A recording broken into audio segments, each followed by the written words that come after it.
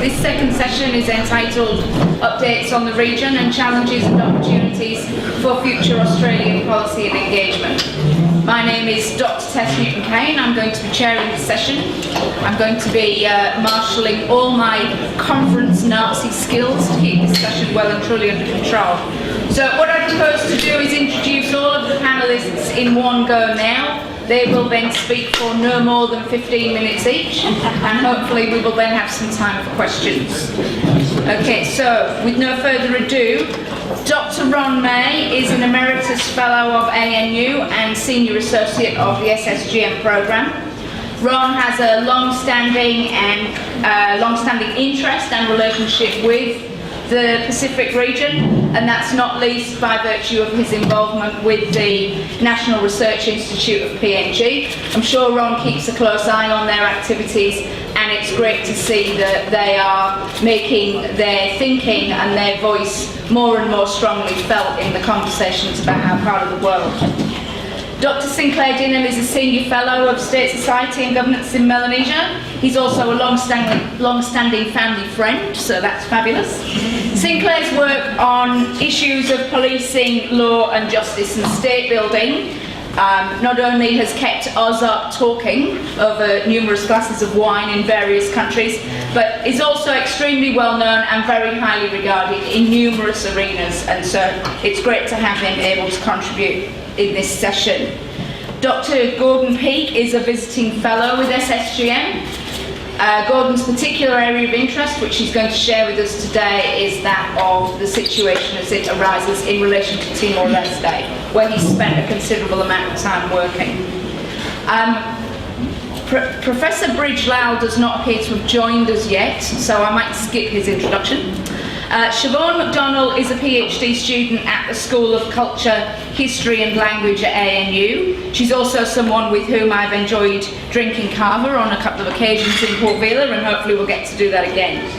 Siobhan's doctoral work is an extremely important topic in Vanuatu and comes at an extremely timely juncture. She's looking at issues in relation to land and how land ownership is managed and contributing to the development of that country. So, just to be clear to my panellists, the absence of Professor Lal does not allow anyone any longer time to speak. What it does allow us, hopefully, is more time for questions at the end. So, on that, leaving that aside, I'm now going to ask Ron to get things underway. Let me first try and make two basic points that I think are important. The relation between Australia and Papua New Guinea in security terms, of course, has a long history, and it's still, I think, a very significant one. At the same time, I think we have to realise that the security interests and the security priorities of the two countries are not necessarily coincident, and that security priorities themselves are subject to constant change according to the external and internal environments in which they operate. The other point I'd like to make is that we tend to think frequently, or those particularly who work in strategic areas, tend to think in terms of external threats. I was saying to Paul Dibbermindiga, I was at a security conference some years ago run by the East-West Centre and other people, and one of the American strategists stood up and explained to us that we live in very difficult times. And when he expanded on that, it was because we didn't know who the external threat was. There wasn't one immediately obvious, and this would make life very difficult. And I had the audacity to suggest maybe this was a good thing, and it was a good time to sit down and sort of get to appreciate, where people were coming from a bit better. That was followed by a short but stony silence, and the discussion went on as I never said anything, which I probably shouldn't. Okay, let me first speak to external security. The external security for Papua New Guinea has been, and still is, I think, relatively benign.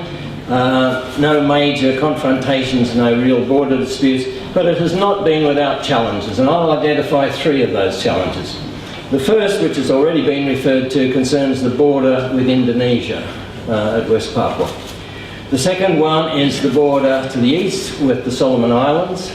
And the third, which fortunately Quentin has dealt with in some detail, concerns incursions by foreign fishing vessels and the problems of safeguarding territorial waters. Of those three, I think there's not much doubt that the most serious is the border with Indonesia. The border itself is not in dispute, and successive Papua New Guinea governments have always accepted Indonesian sovereignty over West Papua. But relations have been strained at a number of occasions by basically four factors. By the activities of the Organisasi Papua Merdeka, the Free Papua Movement, which has on occasion crossed over into the border and set up camps, which has caused great consternation to Indonesia, particularly given Papua New Guinea's virtual inability to deal with the issue. Secondly, there have been frequent border crossings by West Papuans generally, sometimes OPM supporters, sometimes not, following repressive actions by the Indonesian military against suspected supporters for the OPM. In 1984, about 10,000 to 12,000 people came across the border, which created great problems for Papua New Guinea, and I think tended to shift Papua New Guinean attitudes towards West Papuans. When people in the border themselves at very low levels of development had people coming in and being supported by aid agencies, churches and so on, some resentment built up and some of the rapport and support for the West Papuan cause diminished. A third factor that's created tensions on the border has been border incursions by the Indonesian military, and I was saying there as recently as 2012, but I don't have to go back that far. In the last weeks or so, there have been a couple of incidents on the border and alleged incursions by the Indonesian military. The Indonesian military, I might say, has recently established a formal operations base at Tricey, just near the border, which is causing some concern to some Papua New Guineans. A fourth factor of somewhat lesser importance, but possibly the sort of issue that can cause conflict, is an increasing incidence of raids across the border by residents of West Papua into the southern area of the border at Bensbach, poaching wildlife, and that has the capacity also to generate some ill feeling. The incursions of 1984, the movement of people across the border, the subsequent movement of the military across the border, the building of a road which came into Papua New Guinea, although the Indonesians initially disputed this, all led to a breakdown of relations between the two countries, to the extent that the Papua New Guinea government took its grievances to the UN General Assembly.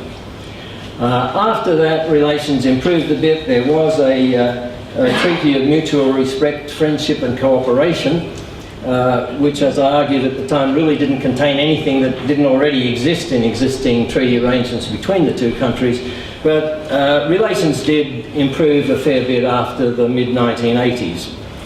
After the fall of Suharto, initial concessions to the West Papuans over the naming of the province, over the raising of the flag and various issues, and the commencement of a dialogue with West Papuans seemed to be improving the situation in West Papua.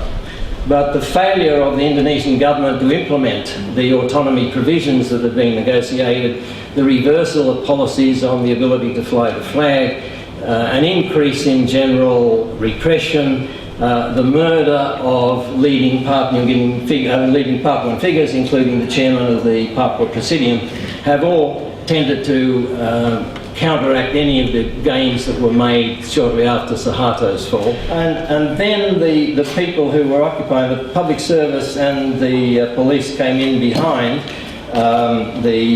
Peter O'Neill, as did the Australian government, and that created a rather tense situation, which was partly resolved by the election of 2012. But I think a lot of us then said this is not a good sign, and attempts to postpone the elections, attempts to clamp down on opposition, the dismissal and arrest of the Supreme Court Chief Justice, and a number of measures alerted some of us to the fact that maybe things wouldn't continue indefinitely on the good side.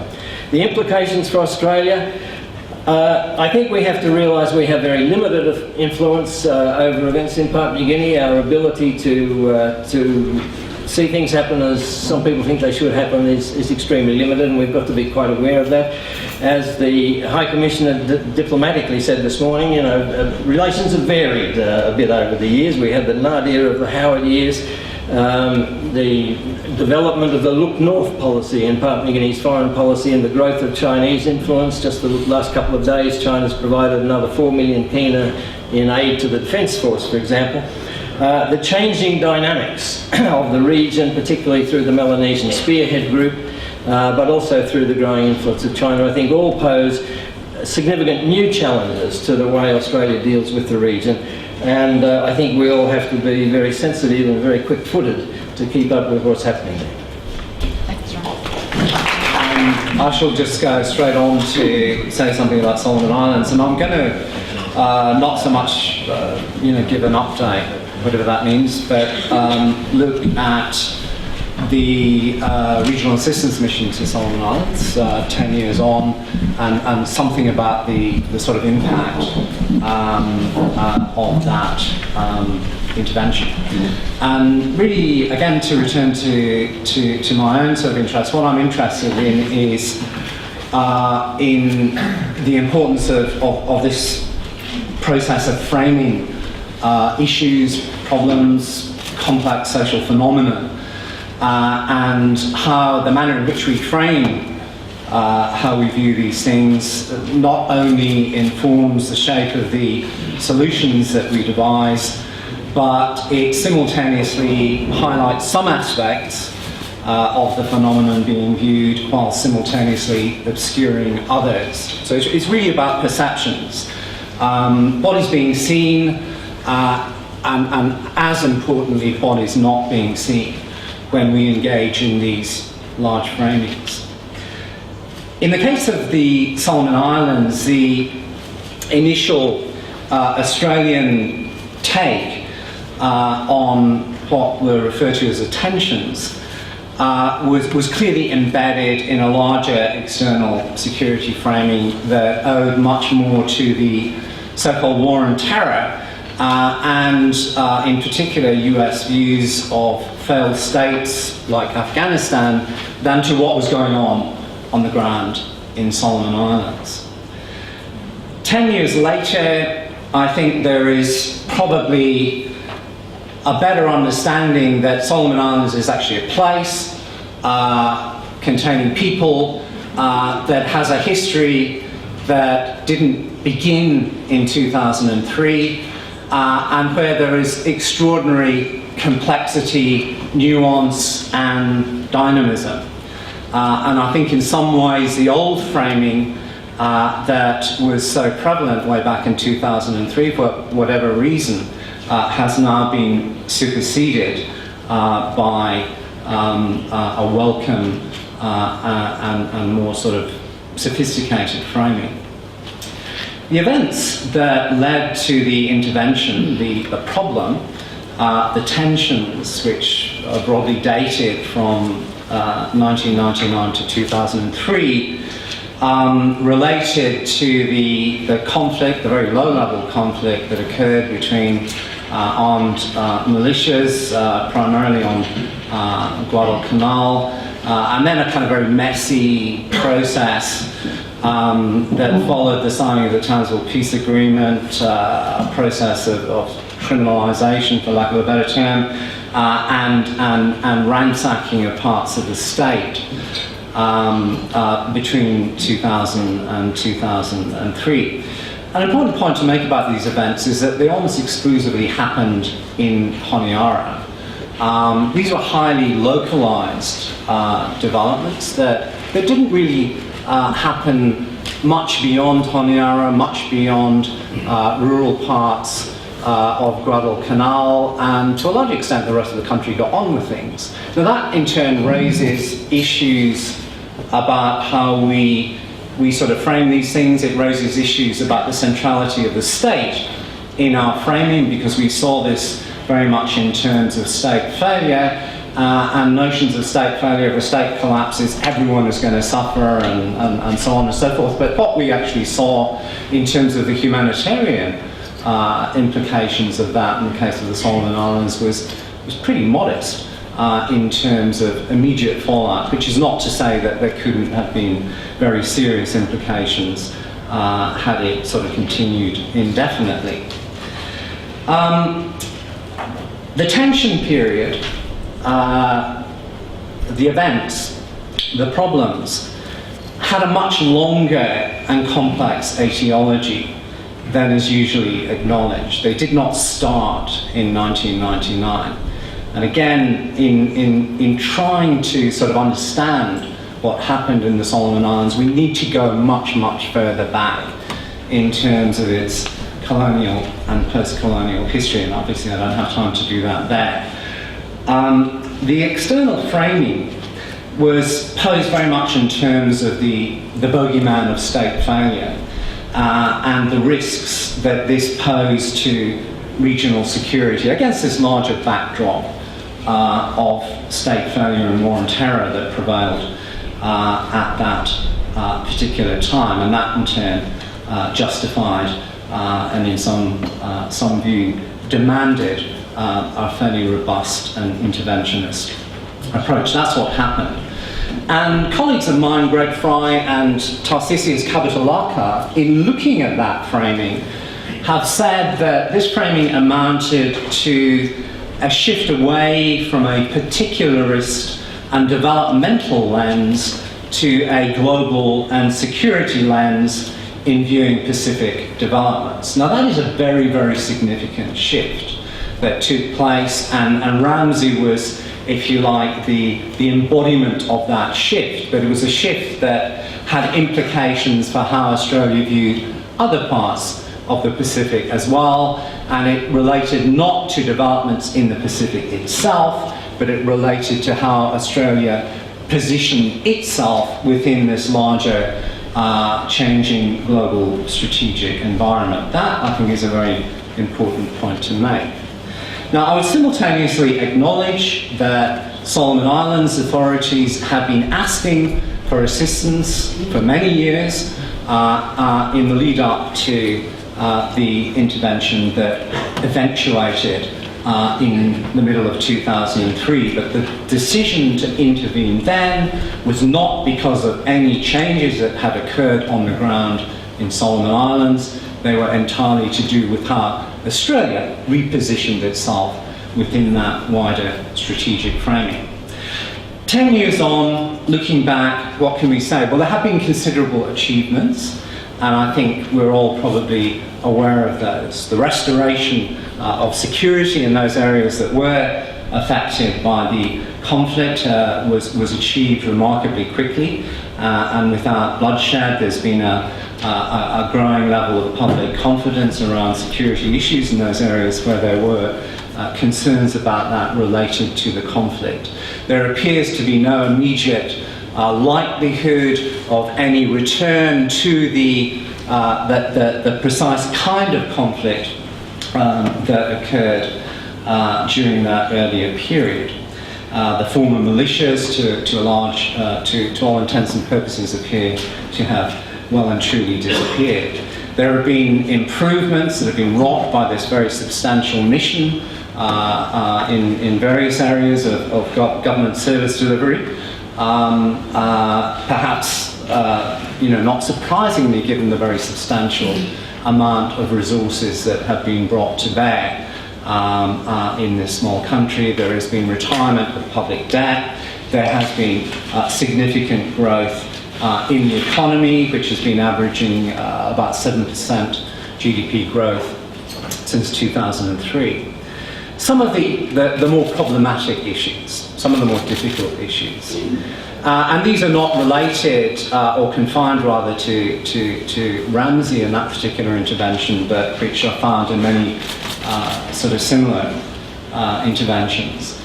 Whilst there is very high confidence that is expressed through vehicles like the People's Survey in the regional mission and demands for it to sort of continue, that in turn has generated major problems of dependency.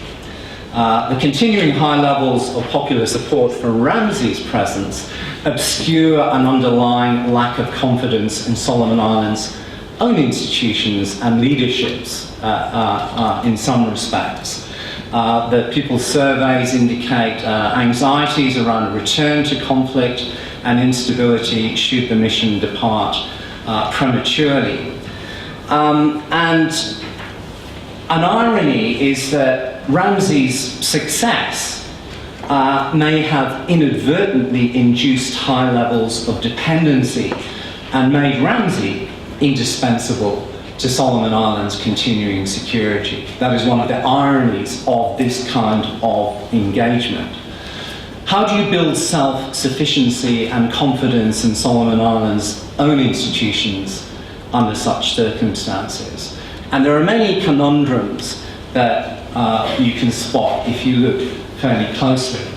There are issues around the sustainability of gains that have been made under Ramsay, should substantial support disappear or be drastically reduced. Ramsay is paying most of the bills. Ramsay is paying for example, 2/3 of the cost of policing in the Solomon Islands.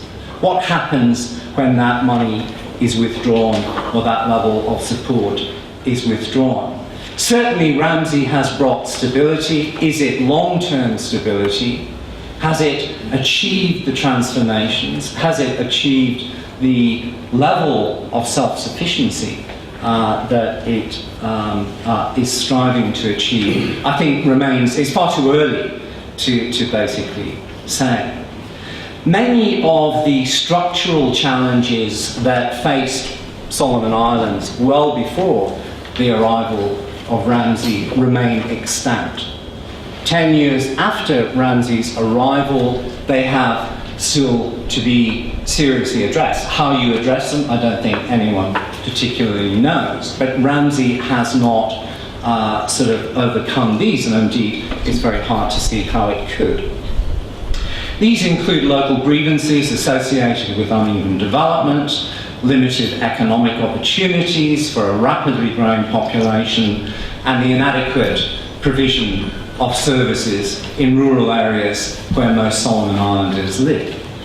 The economic growth that I mentioned that has happened since 2003 is in part a reflection of the very high level of international assistance that has come with Ramsay.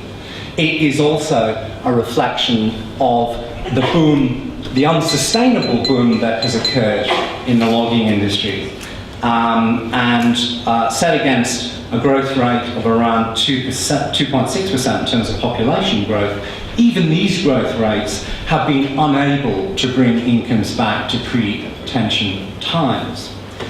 There's also sort of forecasts that commercial logging stocks are expected to be exhausted by 2015. So this is going to further lead to a drop in sort of revenues. So that the kind of economic prospects are not fantastic. Plus the fact that the Solomon Islands economy, as the logs are depleted, is turning increasingly into a mining economy. And a mining economy, as we know from Papua New Guinea, is going to induce exactly the same kind of conflict stresses that led to this thing called the tensions in the first place. And that remains something to be aware of. In terms of a couple of points that I'll leave you with, and I mean I could go on with this for a long time, but I think some of the sort of problems with our framing and the manner of our engagement is that we do think like a state, and it's been made very clear this morning why we do. And if you are a strategic thinker, that is how you look at things. But there is a real risk that in rebuilding state in the Solomon Islands, one is rebuilding exactly the kind of structures and institutional framework that contributed to many of the grievances that led into the tensions. There are real problems with seeing like a state, and I think many of those problems are extant, are evident, are manifest in the way in which we view the solution to Solomon Islands problems as one simply of state building, and of state building of a particular kind.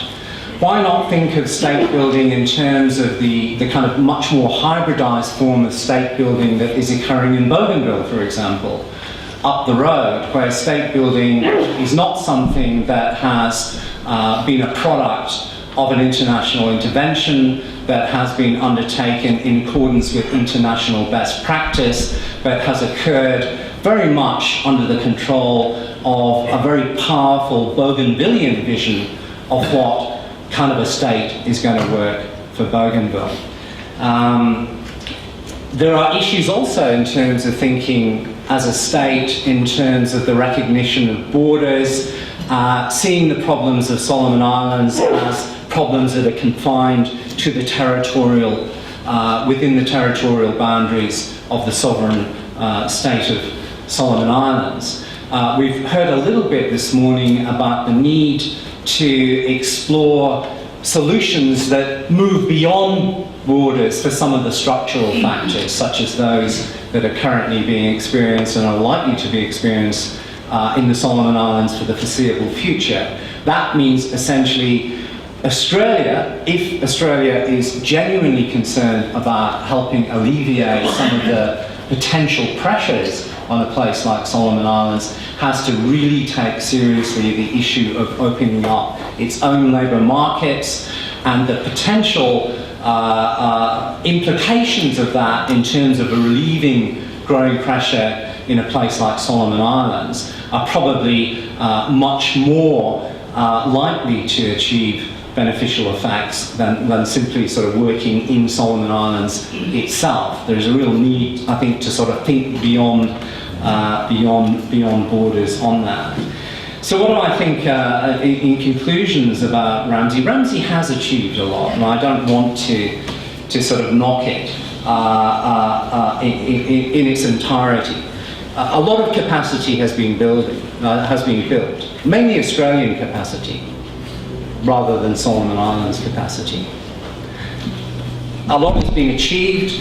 There has been a restoration of stability, but it hasn't addressed a lot of the underlying issues, and it gets back to the issue that I raised earlier in the day, in that, you know, we tend to sort of have our focus on a particular issue for a relatively short period of time, and then we move on. Those issues remain very live in Solomon Islands. Ramsay has not resolved them. It has brought temporary stability, but we need to sort of think beyond the current paradigm if we are really to make a difference. Thank you, Sinclair. Thank you very much for the invitation, and it's nice to see such a big crowd here. I was told that this would be about 20 people, so you can imagine my surprise when I walked in at the coffee break. People who work on East Timor will be very familiar with a website and listserv called ATAN, which stands for East Timor Action Network, which inundates every day people who are on this meal serve with various pieces of information about East Timor. It's a tremendous resource for anyone who would want to learn more about the country. And something that appeared in my inbox yesterday is very, very germane to this discussion today, which is an announcement by the Australian Foreign Minister, Bob Carr, about a parliamentary inquiry into Australia-Timor relations, the first that has been conducted since 2000. And I think this is extremely, it's a good idea in and of itself, but it's extremely well timed, I think, because in this calendar year, because of 4 reasons. First of all, this is the first year in which there is not a United Nations peacekeeping presence in East Timor, the first year since 1999. This is the first year in which Australia is now the largest, by far and away, donor in East Timor. This is among the years when the leadership of this nation seem to think it is in less urgent need of international assistance.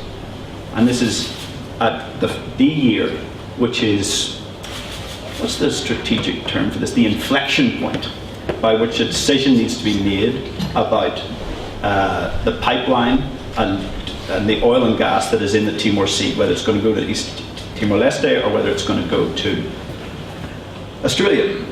So this talk is very well timed. I wish I had a hotline to Bob Carr, because I would actually thank him for that. That's a good way of making an introduction. I want to talk about 4 things in this talk. I want to talk about, first of all, the ghosts of history. In a country where even more than most, history is part of the fabric of the politics of the present, Australia's past engagements in Timor-Leste taint efforts in the here and now. And that's important to understand. And this ongoing wrangle that I'll go on to talk about the resource fields that are in the Timor Sea, is a legal dispute, but it also has in many ways, a historical discussion that's been going on. The second section I want to suggest is that is to describe the current kind of political and economic context in Dili. Sometimes I think our discussions about Timor down here are almost maybe 5, 6, 7 years behind the curve of what the country is like. This is a country that is boundless in optimism currently. This is a country that is swimming in money currently. And sometimes I think our conceptions of what Timor-Leste is as a nation are fixed in 2005, 2006, 2007, when 2013 is very different. At the same time, I think there's still quite urgent development challenges that maybe are slightly out of view, but are still worth addressing. Thirdly, I want to talk about Australia's aid contribution to East Timor. Against the backdrop of increasing government revenues, but also against the backdrop of an increasing, and totally understandable, sense of fatigue with international advice. And I don't want to say it's good, bad, or indifferent. What I want to make the point is that it's impossible to know or to evaluate what Australia's aid contribution actually is. Very few of these programs have been independently evaluated. Very few of these programs, the results of these independent evaluations have been put on the website, so it's very, very hard to actually form a judgment as to whether these programs are good, bad, or indifferent. Instead, what you get is kind of callow carping from people in Dili, with mostly internationals and people down here about these programs, but it's very, very hard to know what they are doing. And the fourth point is really taken on from something that you said, Ron, is that there is a general kind of relative lack of interest in Canberra about goings on in Timor-Leste. Only when something goes wrong seems to be the watchword. And this was, I think, captured and was clearly to me I used to work for the AFP, and one of the ministers that came up, and I'm not going to mention his name, assembled us all for a talk like this, and he said, "I don't know what you're doing, but you're doing a great job." And I think that's a sort of example about the sort of relative lack of interest that there is, and I think that's complacency rather than anything. So, in terms of history, Australia has a lot to be proud of what it is done in East Timor in terms of 1999, in terms of Interfet. In 2006, during the crisis, there was a rapid response. In 2008, following assassination attempts on the President and Prime Minister, there was a rapid show of political support. But as Australian officials are often want to be pointed out, Australia has form in this country. And some of the past actions still rankle. And it's important to remember that. I'm from Ireland originally, and Timor reminds me of Ireland in a number of ways, but also because of the importance of history. The past is not yet past up there. And it's important to remember that in the context of Australia-Timor relations. So there's been a Kokodaization of Australia involvement in Timor during the Second World War. But the bald facts of it are that Australian troops arrived into a country that was neutral, left hastily thereafter, and either during that or after that, and the repercussions that followed, 60,000 Timorese lives were lost. And to add sort of insult to injury, the RAAF carpet bombed Dili with 2 days to go in the Second World War, flattening everything but the cathedral, which is an interesting. And it goes, this is something that's important to remember in a country where the past is important. In 1975, Australia was listening in to the Indonesian invasion of East Timor. And if you go to a place called Hotel Dili, which I see some Timorese friends are here who know, which is beside the World Bank office, you can go to a hotel room where allegedly the listening equipment was planted. So all the thing could be listened in on.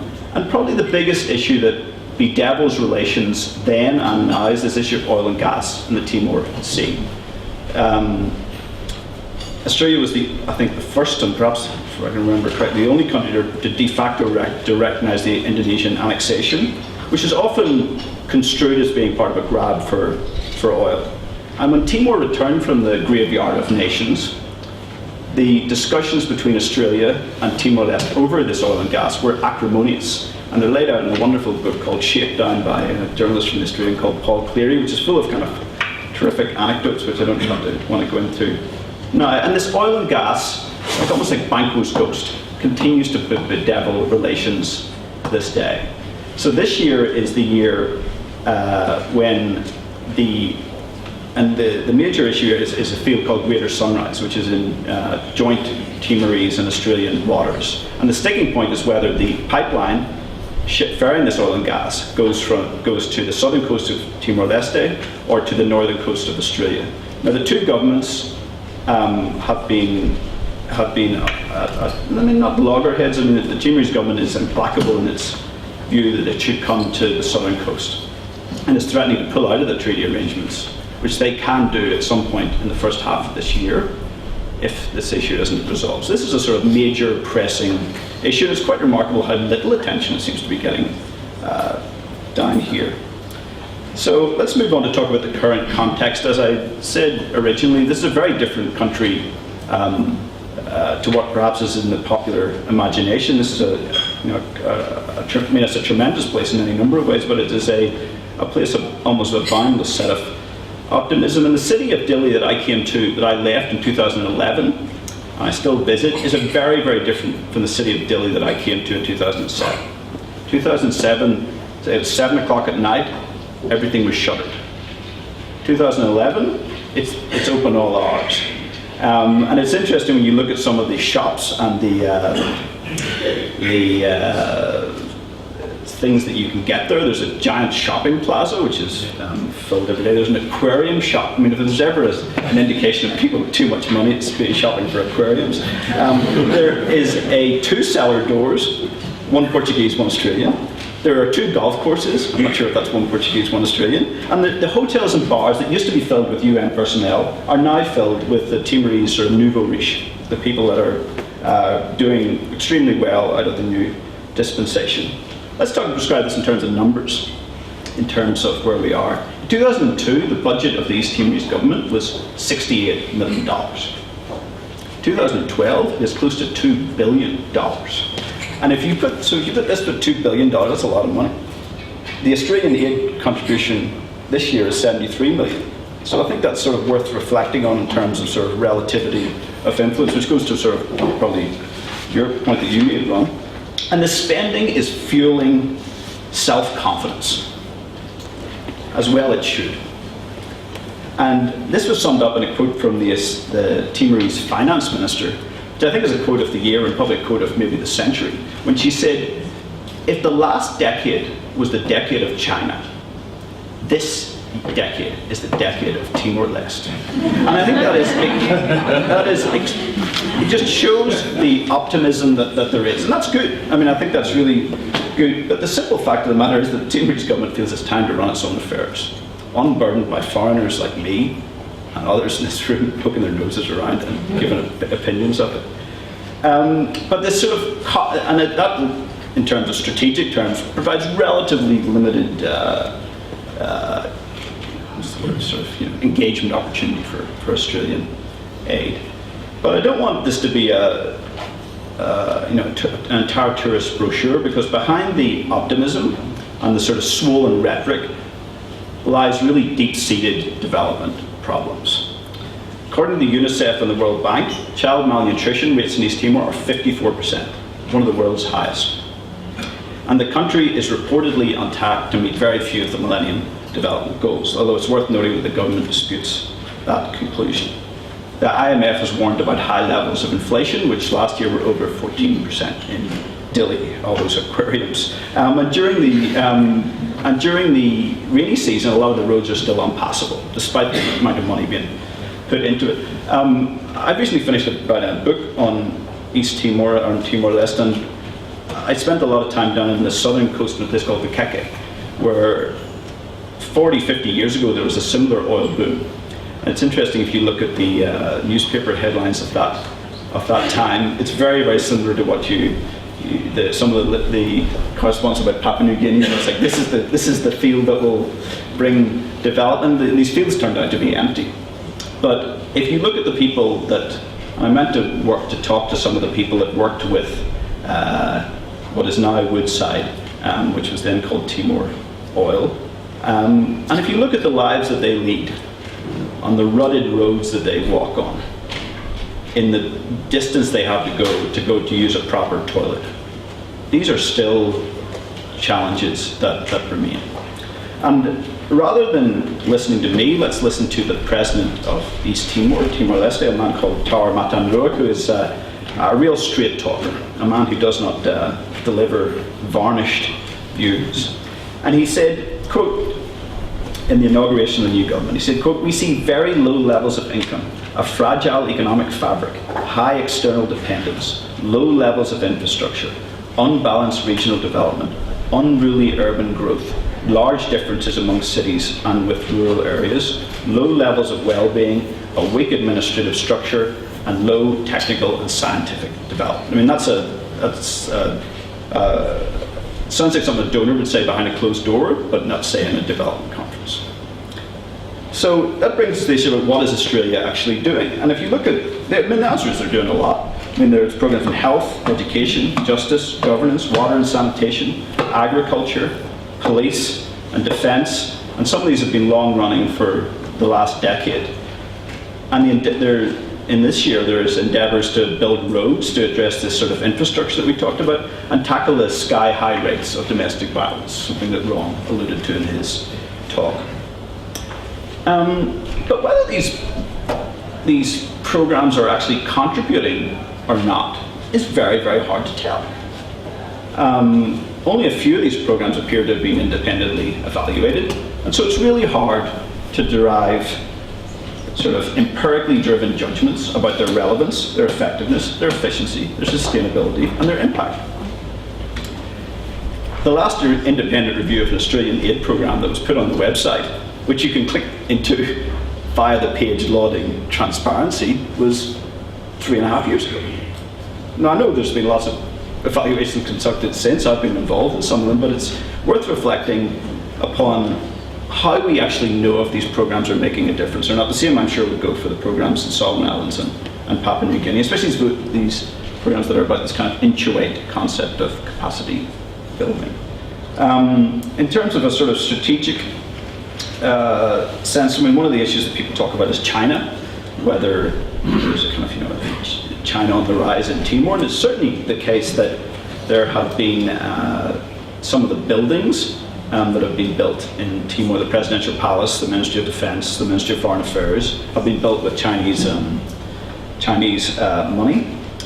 And I don't really have a firm view one way or the other as to, well, I actually do. I think it's kind of slightly overinflated, this sort of worry about China. But I only want to make the point that about the nature of the aid that is given, something worth reflecting on.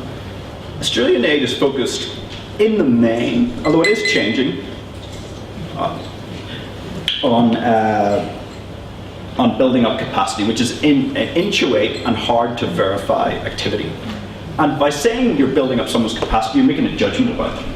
You're basically saying, your capacity is weak, ergo I need to.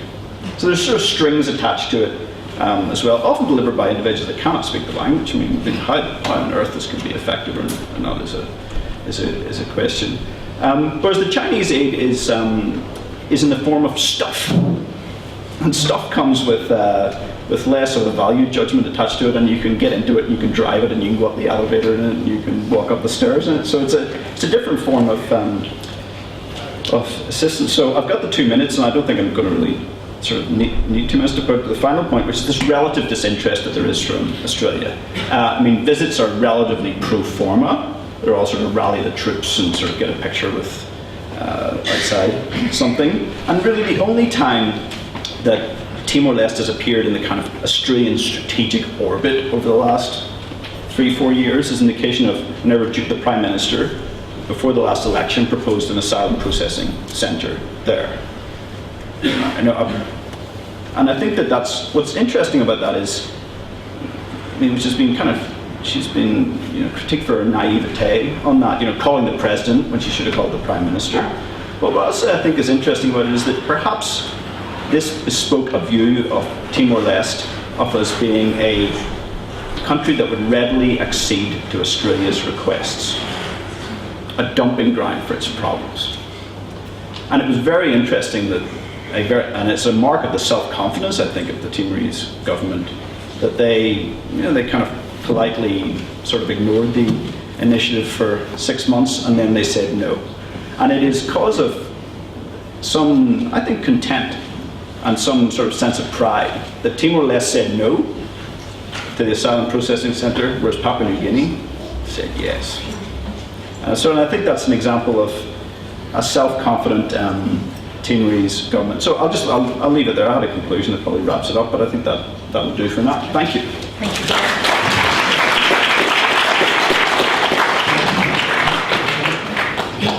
So I'm also not going to do a country update. What I am going to do is focus on an issue that I think is the biggest issue in Vanuatu and an extremely important issue in the region, which is the massive land transformations that are taking place.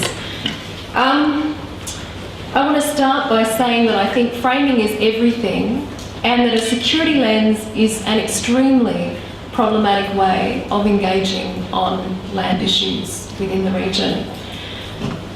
It focuses on state failure, and it's unlikely to help address the conflicts that are caused by these large-scale land transformations. So what I want to do today is discuss the recent history of land transformations in Vanuatu, the way the current Australian government programs are working, and how it's hampered by this strategy of state engagement and is failing, therefore, to address the fundamental kind of tensions associated with land conflict.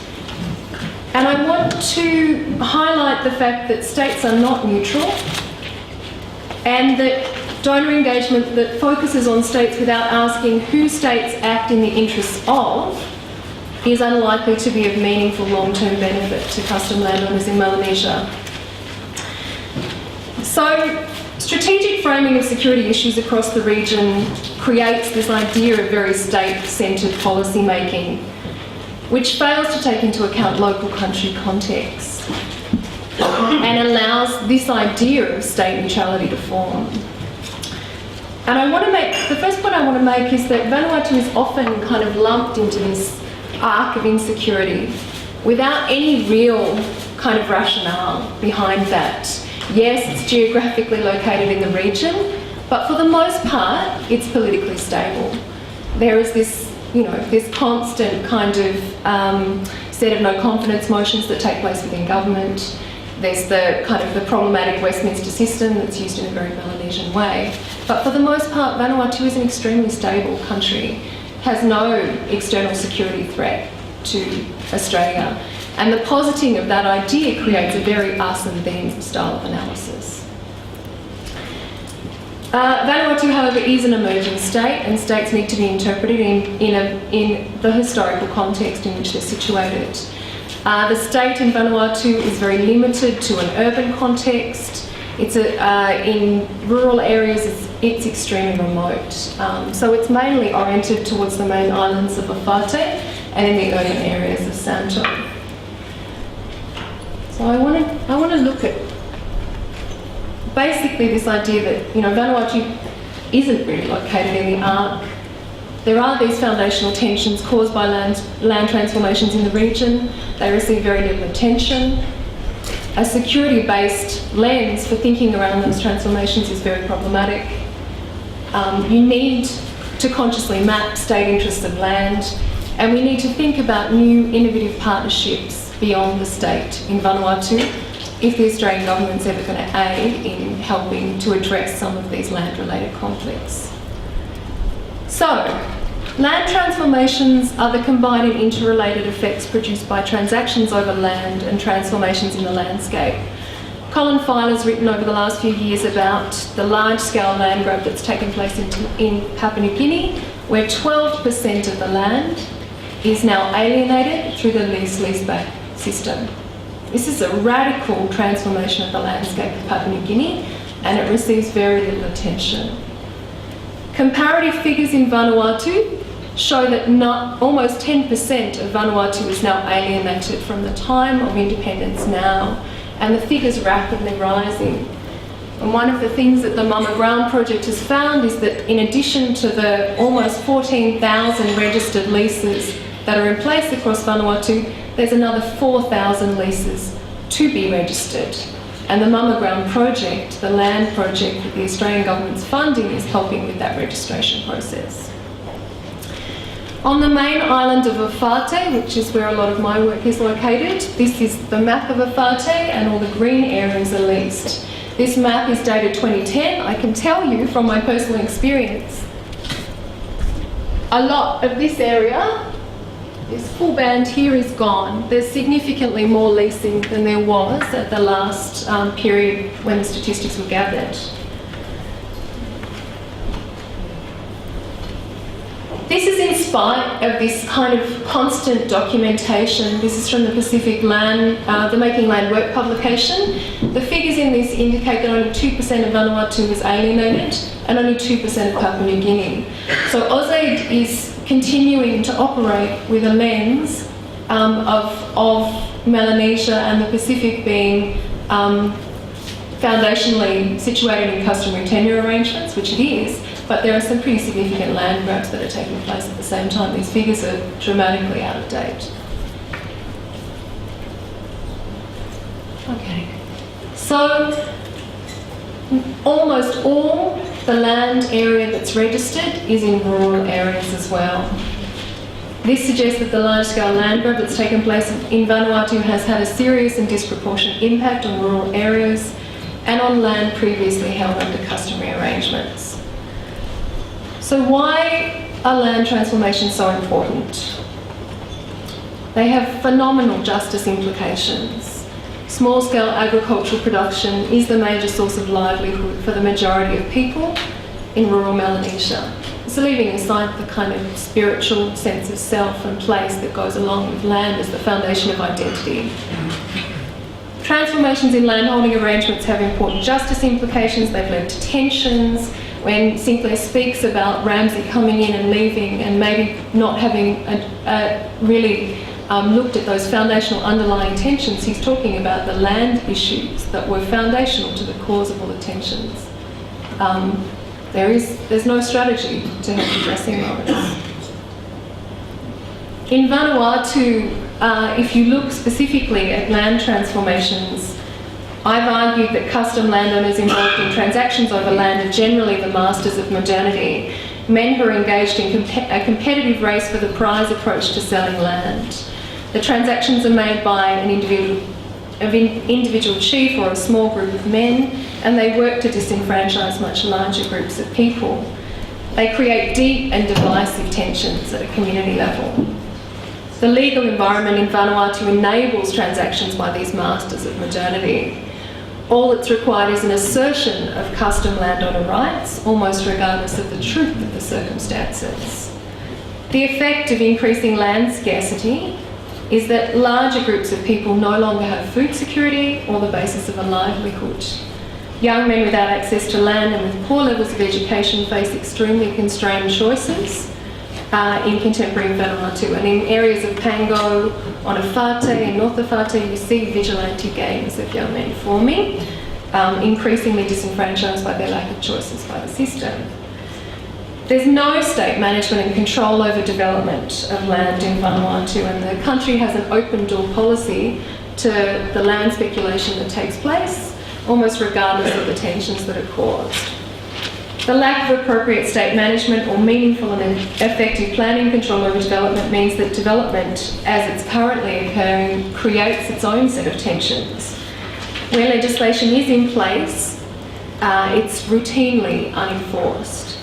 So, for example, in spite of a piece of legislation called the Foreshore Development Act, which requires ministerial consent for any development that impacts on the foreshore. There is constantly foreshore development across the coastal estate of Vanuatu and in the other islands. Subdivisions around coastal areas often involve gated communities for expatriates that block off existing pathways to coastal estates and gardens. This style of development may cause increasing violence by locals towards the expatriate community. In 2012, a media report in Vanuatu indicated that the death of a New Zealand man was caused by, in part, his dealings in speculative land investment. So this is what happens around the politics of land on the ground. As the pace of urbanisation increases, there are also increasing numbers of people living in squatter-style settlements without access to any of the basic services such as freshwater and sanitation. These are in the urban areas of Vanuatu and Zanto. People living in settlements are dependent on informal long-term agreements, generally made between island groups and local custom landowners. Evictions of people in the settlements are becoming a regular occurrence. And these really serious tensions around people asserting custom landowner status and man-come, or people who have come into a locality to live, are becoming increasingly problematic. So generations ago, people might have created an agreement for another group of people to come and settle on their landscape. Increasingly, this is becoming contested and people are becoming evicted. All right, so this is what the impact of land transformations are. This is why I think they're such a critical issue. What's the Australian government done? I think it's important to recognise that they have identified that these issues are incredibly important. In 2008, they launched the Pacific Land Program and allocated a budget of $54 million over 4 years. In 2011, the program was terminated because Pacific states didn't respond to it. The only state in where a program is being rolled out is Vanuatu. So if you think about the context of that large-scale PNG land grab, the Australian government is not presently doing any kind of aid or development work to kind of address some of those issues on the ground in Papua New Guinea. The context for that was the Pacific Land Program. Considering Vanuatu within the arc of insecurity and the Vanuatu state is failing to manage land issues has created a particular state-oriented approach to the land programs in Vanuatu. Set within the framework of an Australia-Vanuatu partnership, the program's directed towards Vanuatu government engagement. The Mama Ground project is located in the Department of Lands and under the Ministry of Lands. The project is supposedly directed by high-level Vanuatu Land Governance Committee consisting of Director-Generals from all the various government departments and convened by the Director-General of Lands. In reality, the committee rarely meets. The governance structure itself is flawed and reasonably inoperable, and as a result, it substantially weakens the project. The Mama Ground project's been subject to the usual criticisms of being boomerang aid, which are not unfounded. In the first year of the $1.1 million put into the project, $600,000 was spent on external advisors. The major limitation of the project, however, is the fact that it continues to focus on state engagement. Serious questions remain about whether the Vanuatu state is able to pursue a land program that operates in the interests of custom landowners. And the key architect, and what you need to do is really think about who the architects of state power are in this context. What interests support state power, who exercises state power, and for whom. And I think engagement has to get much more critical in its focus around the kind of power structures of the state. The key actor representing the Vanuatu state is the Minister of Lands. Under the Constitution and the Land Reform Act, where ownership of custom land is disputed, the Minister has the power to grant leases or conduct transactions related to land. This power is supposed to be exercised in the interest and on behalf of custom landowners. In the 30 years since independence, the Minister of Land has signed off on 22% of all leases over rural areas. Numerous court cases and Ombudsman's decisions suggest that almost since the time of independence onwards, and almost without exception, ministerial powers have been used to grant, and these are direct quotes from court cases, ministers have used the powers to grant land to themselves, close family members, kin, wantoks, political associates and close business associates. The Minister of Land's portfolio is seen as a key prize in the formation of government, with the second largest party in the coalition government getting allocated the land's portfolio because there's so much money that you can make out of it. Land dealings in Vanuatu represent a coalescence of interest between politicians and investors. In the brief period in 2011 when Ralph Regenvanu was Minister of Lands, he imposed a temporary hold on all land dealings to allow for the introduction of new administrative procedures. I worked for Minister Regenvanu at the time, and I heard numerous accounts of investors removing all of their registered leases from the Lands Department, sometimes amounting to hundreds of documents supposedly publicly available on the property of the Vanuatu government, presumably to avoid any scrutiny of the lease documents.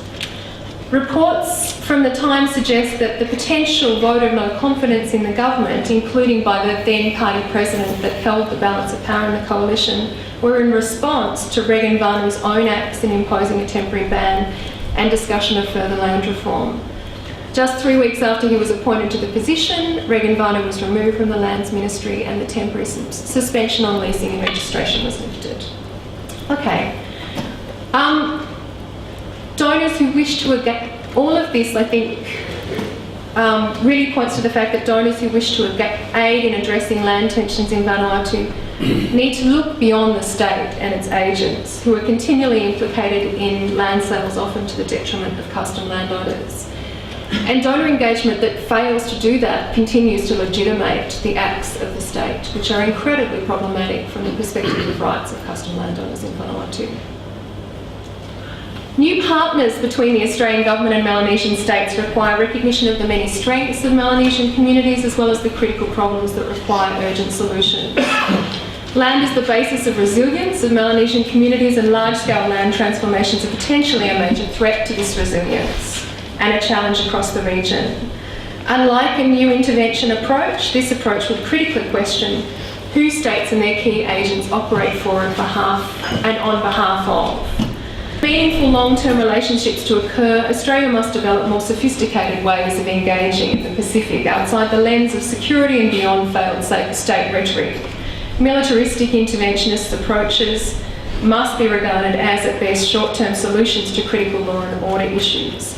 They cannot compensate in the long term for overtures of diplomacy and relationship building. Australia must facilitate nuanced responses with our Pacific neighbours that focus on creating linkages through, amongst other things, trade, cultural and artistic exchange, development partnerships, seasonal agricultural and other employment opportunities. It must also recognise that migration occurs between Australia and our Pacific neighbours. In this sense, Australia must develop a regional agenda in the Pacific that creates a sense of us all, rather than articulates the security risks to Australia from our Pacific neighbours. Thank you, Siobhan. Now, I want to begin by talking about international reaction to the Fiji coup of 2006. There was immediate condemnation of the coup from all quarters. For example, the Commonwealth invoked the Harare Declaration and said that coup, as a means of changing government is simply wrong. Pacific Forum invoked the Beketawa Agreement, Declaration, again, upholding the values of democracy and the rule of law and change of government through the ballot box. And the European Union invoked the Cotonou Agreement, which says essentially that countries must respect values of democracy, rule of law, good governance, and so on. So there was immediate international condemnation of what had happened in Fiji. What was Fiji's reaction to this international dimension of the crisis? Well, they tried to do a number of things.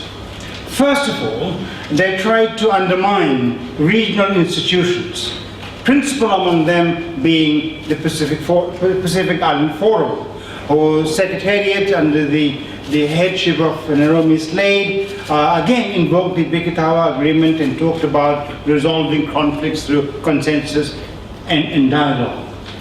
Fiji's reaction were twofold. One was to encourage the formation of a new group called PSIDS, which follows from the small island developing state formed in the Caribbean in 1992, I think. And PSIDS was Pacific Small Island States as a kind of a counter or rival bloc to articulate and represent the military's regime's concerns in the Pacific and in the international arena.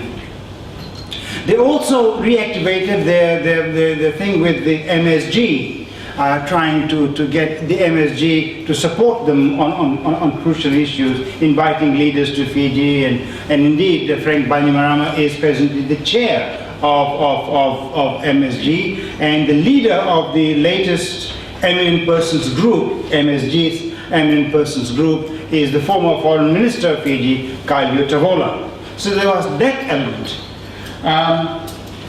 Also, of course, a very, very strong condemnation of Australia and particularly and New Zealand as belligerent countries interfering in the domestic affairs of a sovereign nation.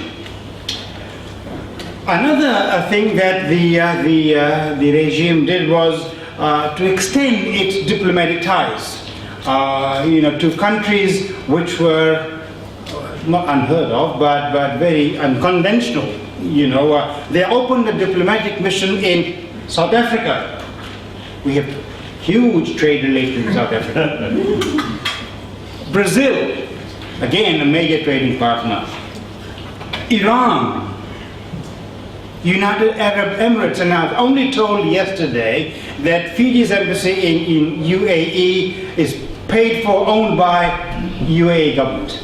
So what independence we have there is a matter.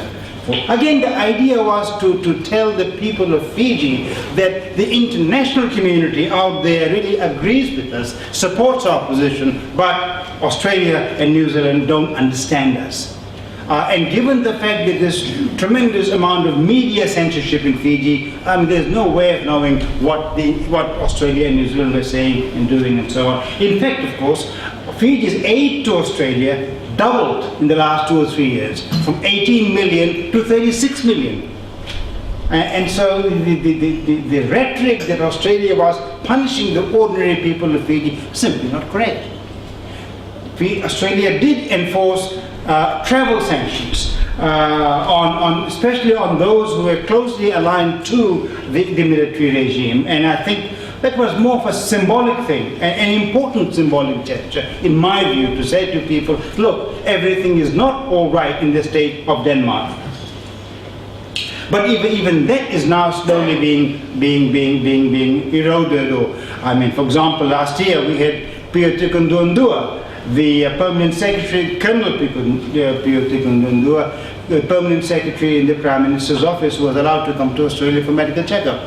And in the course of the visit, of course, he paid me a visit as well for 2 hours, and we had a very pleasant conversation about what was wrong with Fiji. Well, he didn't say what was wrong with Fiji, but I tried to impress upon you. Also, what Australia did was to say, I will help you with your the constitution, preparing a draft constitution. And I understand, I could be wrong with precise figures, but something to the tune of $670,000 is what Australia contributed towards the Guy Commission in the preparing a draft. And the understanding was, and the decree said as much, decree covering the draft constitution said as much, that this draft will go to the president, and the president will have will simply pass the draft on to a constituent assembly for its deliberation. And this constituent assembly will be handpicked by the Prime Minister. The president would have no right to comment on the draft or express an opinion on the draft. It will go straight from the commission, the president to this constituent assembly. Now, as we all know, that didn't happen. In my view, the draft constitution was essentially a progressive document, trying to take Fiji away from its hobbled past, with preoccupation with race and so on, a non-electoral system, better provision for gender representation in Parliament, a non-racial electoral system. I mean, all of the, and closed list proportional representation as well. Now, there are some aspects of the draft that I personally think is over-optimistic, that I'll criticize, but not in public. I think, broadly speaking, that was taking Fiji in the right direction. And the reaction was, of course, to reject that. And then the president, the decree, and the president condemns the draft. That is not his business to condemn the draft. He does, and says this is backward looking, this is this and that and so on. And they, what I call, vengeful act of vandalism. They burnt copies of the printer's copies before the commission chair, and you saw this distraught guy, having to watch while police go about burning this draft. My own reading of the situation is quite simply this: they expected Guy to produce a draft that underwrote the narrative of the regime, because in a sense, if you look at what Guy didn't utter a word about what happened in Fiji since in 2006.